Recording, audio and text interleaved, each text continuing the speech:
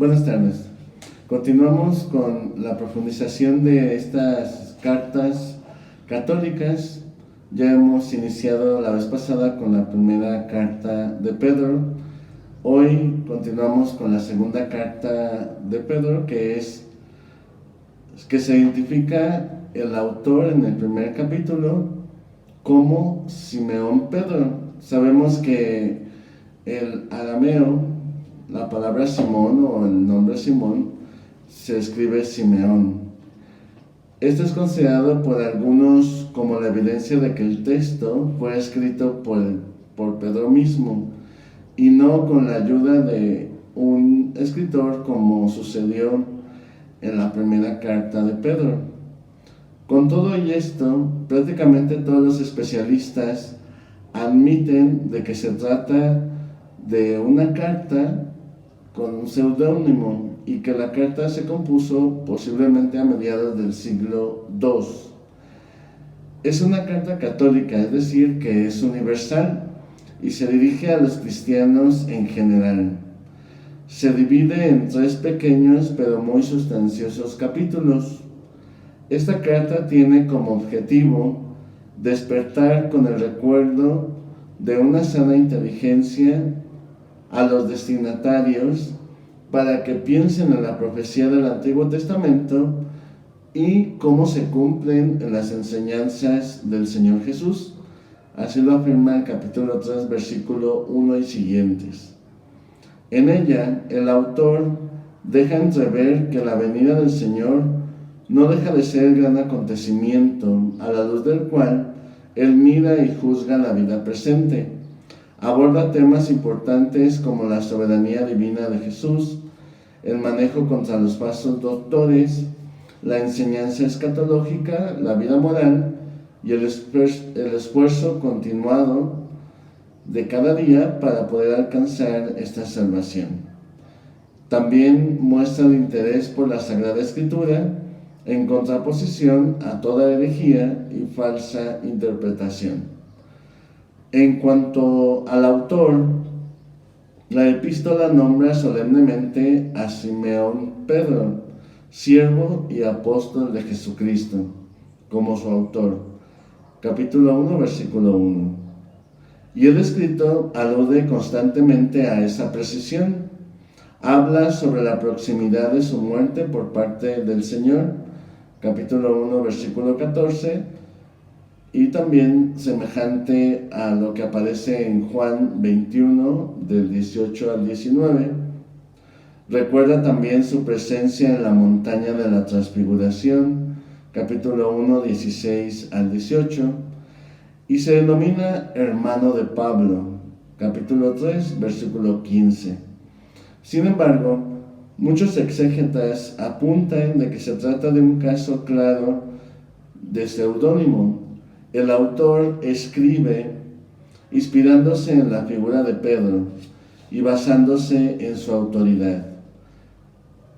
De él no hay información especial, pero seguro se trata de una persona culta, pues el griego utilizado es correcto, incluso peculiar y técnico, alguien familiarizado con el mundo helenista.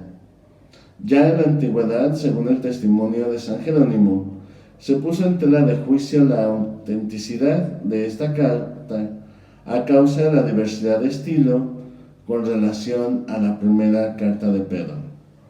En cuanto a los destinatarios de esta carta son, según el capítulo 3, versículo 1, los mismos de la primera carta de Pedro. Se dirige a los que han tenido una fe tan preciosa como la nuestra. Capítulo 1, versículo 1.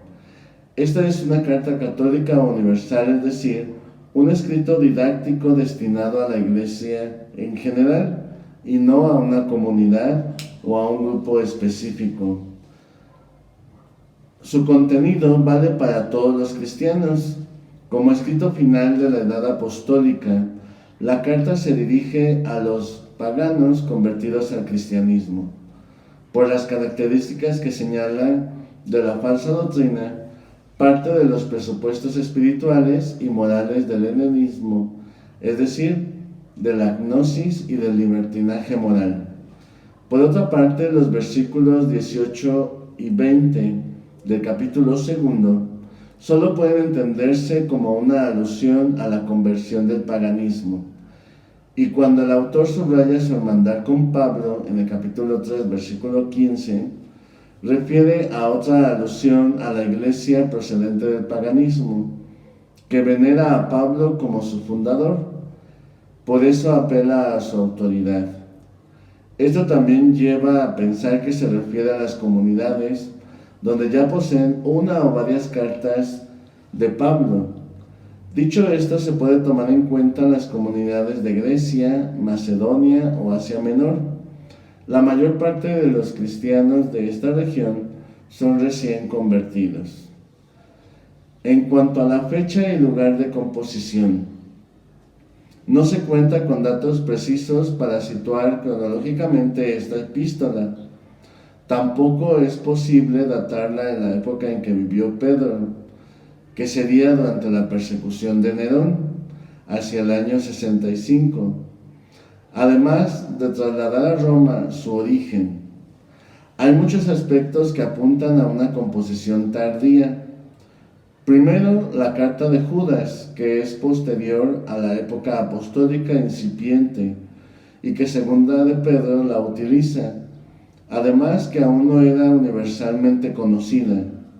Segundo, está el conocimiento y la utilización de Mateo con la referencia a la transfiguración. Por tal razón, se debe de situar después de la composición del Evangelio de San Mateo. Tercero, el autor alude a otra carta antes que esta, en el capítulo 3, versículo 1, por lo que es posible que la primera se compusiera hacia el año 80. Cuarto, cuando se redacta Segunda de Pedro, ya circulaba la colección de cartas de Pablo, capítulo 3, versículo 16.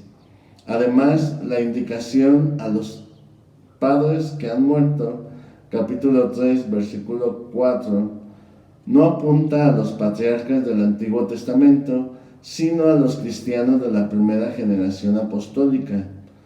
Por estas razones, se debe de situar la carta a finales del siglo I o al comienzo del siglo II, más allá del periodo subapostólico, en el que se data la primera de Pedro y en el que se elaboró la carta de Judas.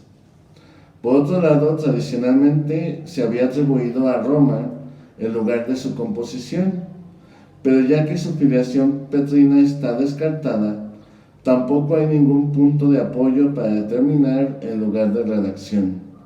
Sin embargo, como la carta se conoció primeramente en Egipto, algunos opinan que se escribió allí. Otros creen que lo fue en Asia Menor, sustentado con la mención que hace de Primera de Pedro. Pero hay que reconocer que este punto es una cuestión todavía abierta.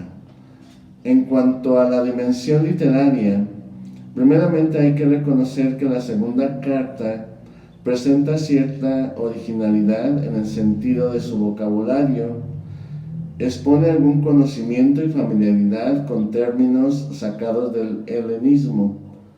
Aquí cabe un poco de espacio a elementos gnósticos, por ejemplo, la importancia dada al conocimiento.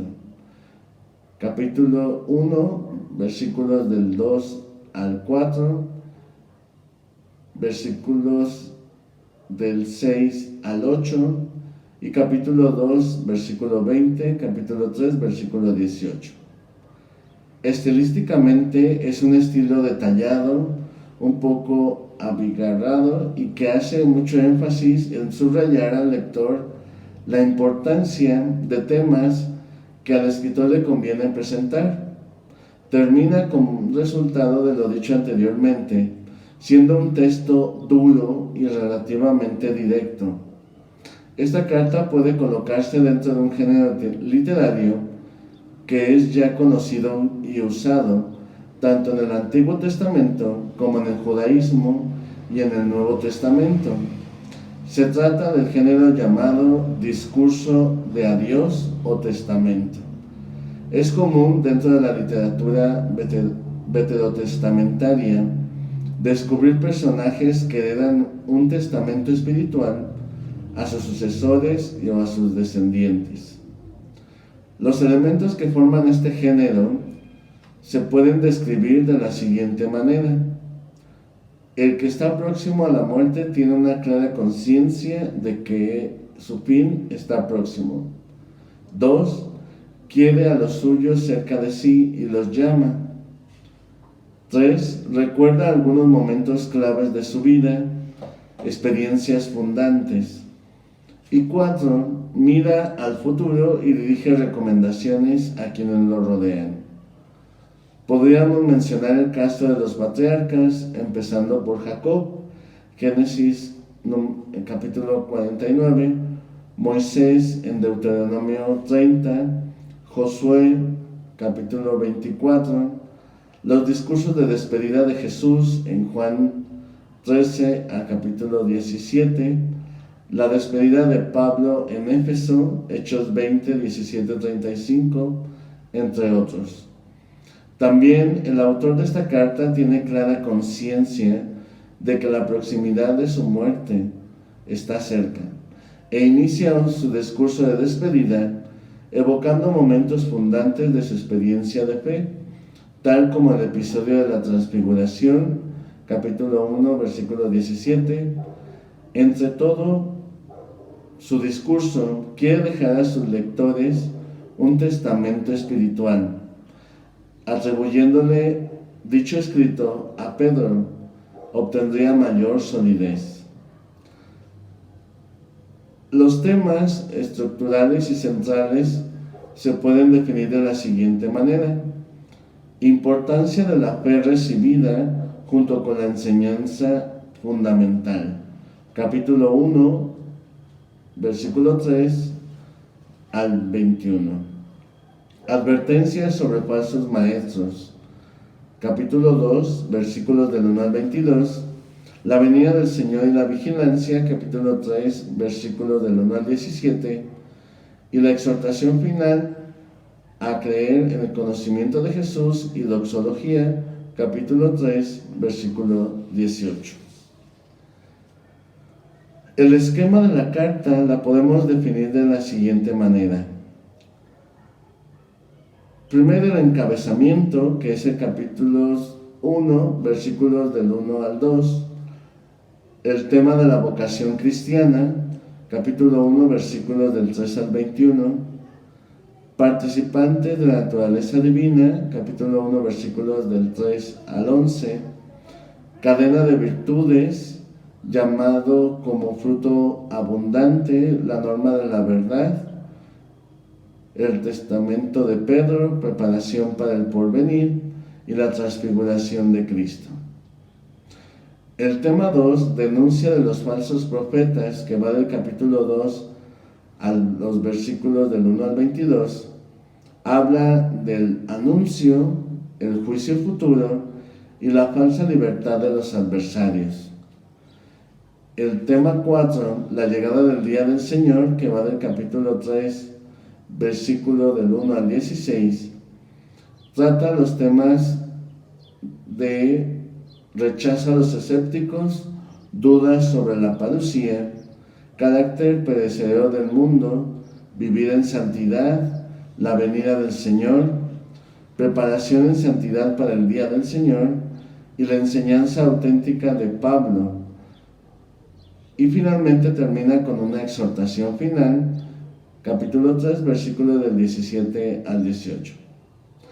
La segunda carta de Pedro expone su doctrina a partir de las problemáticas que se enfrentan los cristianos, por lo que anima a la comunidad cristiana a fortalecerse en los temas de cristología, tradición y escritura y escatología.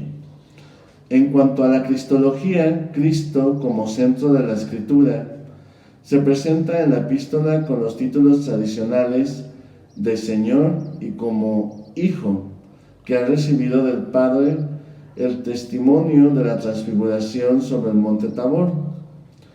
Y como novedad en el Nuevo Testamento lo llama Dios. pero el título cristológico más utilizado es el de Salvador. Y sobre este título se formula la pregunta: ¿cómo reconocemos a Jesucristo Salvador entre tanto mensajero falso?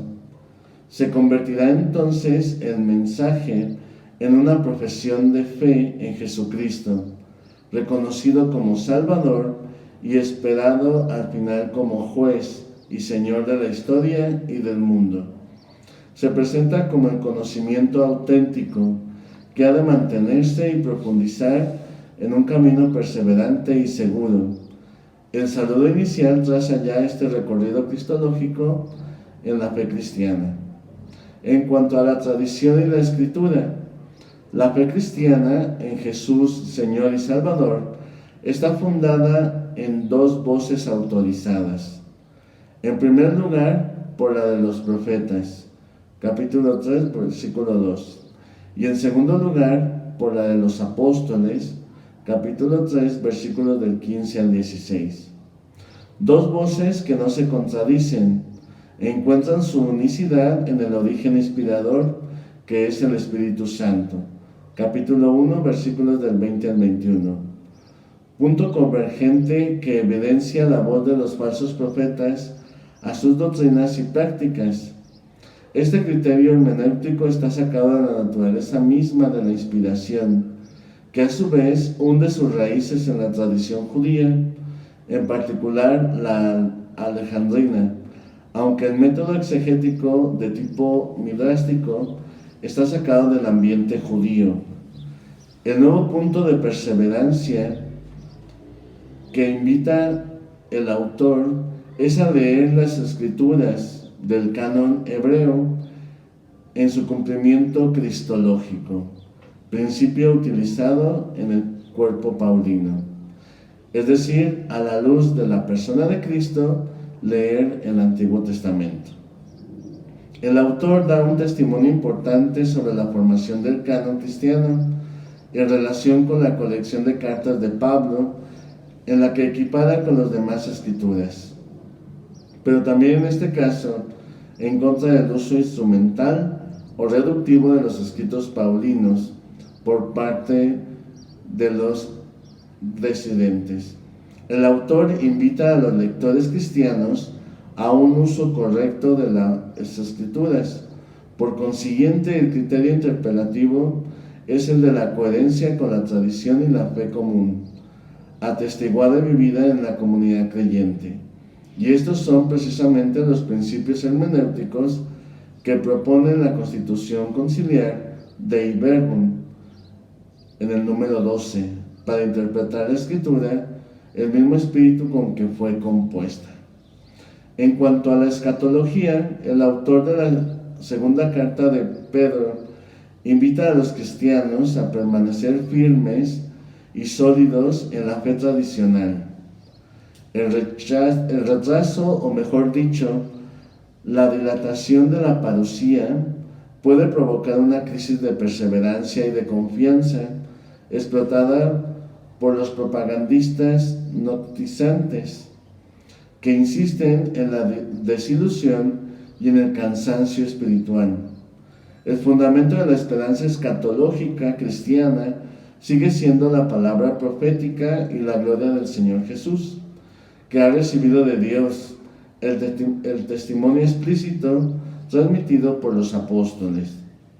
Toda la tradición bíblica confirma la certeza del juicio de Dios y encuentra su cumplimiento en la experiencia cristiana. El retraso de la llegada del Señor no contradice la palabra de Dios, sino que tiene una función pedagógica salvífica.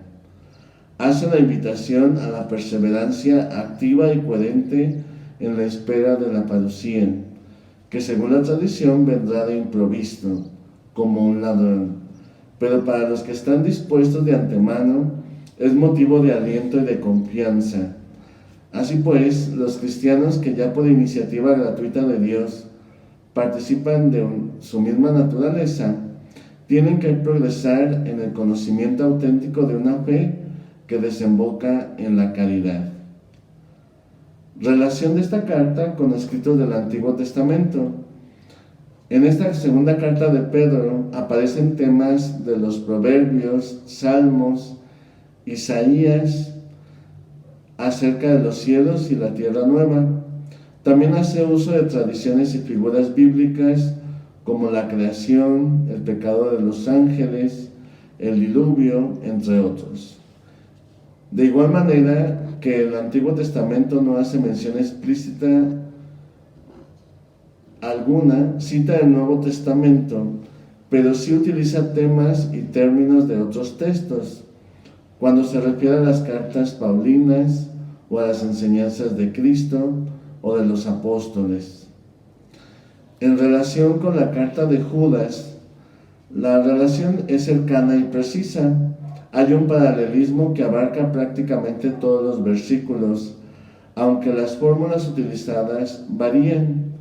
Entre ellos pueden mencionarse los primeros 3 temas: la aparición de falsos maestros, el castigo de los ángeles pecadores y la condena de Sodoma y Gomorra. La relación es continua.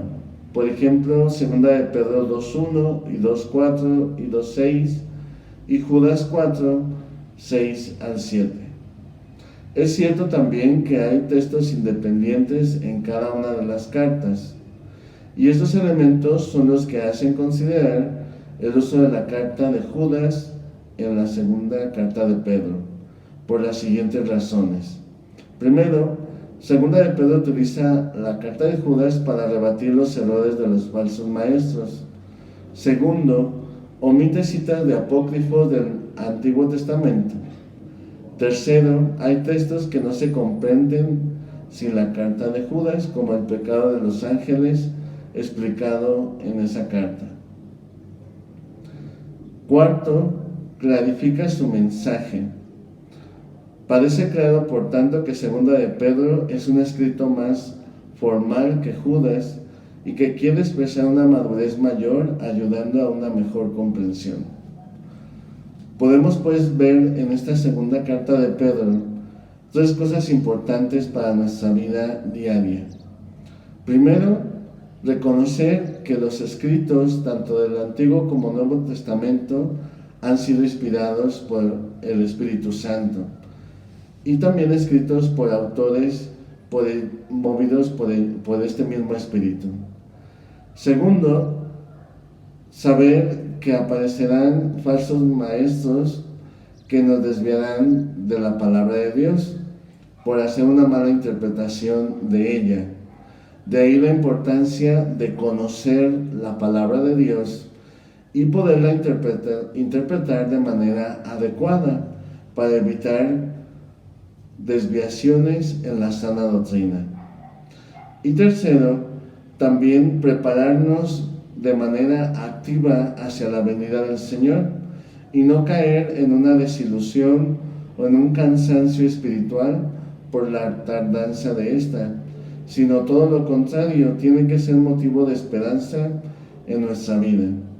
Cada uno de estos temas son importantes tenerlos presentes para no caer en los mismos errores de la antigüedad, sino, como lo que pide esta carta, una mayor madurez de nuestra fe, una perseverancia firme aún en medio de las pruebas y dificultades de cada día, y finalmente poder dar testimonio con esa fuerza y valentía como lo hacen estos escritores en medio de las distintas circunstancias que les han tocado vivir. Sabemos que muchos de ellos no estuvieron presentes cuando Jesús estuvo en la tierra, sino que recibieron la fe por medio de la predicación de los apóstoles. Así también nosotros hemos recibido la fe por medio de la enseñanza de esta y por aquellos que nos la han transmitido, como son nuestros padres catequistas y en la iglesia misma. Hoy, esta segunda carta nos invita a que podamos renovar nuestra conciencia de apóstoles y transmisores de nuestra experiencia de fe, recordando sobre todo esos momentos fundantes. Cada uno de nosotros puede reconocer cuáles han sido cada uno de ellos. Para algunos ha sido su preparación en los sacramentos, para otros han sido retiros, otros experiencias de enfermedad y para otros algún acontecimiento de encuentro con Dios. Que ojalá pues en este día esta carta nos ayude a poder tomar conciencia de nuestra propia historia de salvación y poder reconocer a Jesús como nuestro Salvador y que Él nos ayude a dar testimonio de Él en medio de nuestro mundo. Que Dios les bendiga y que pasen buenas tardes.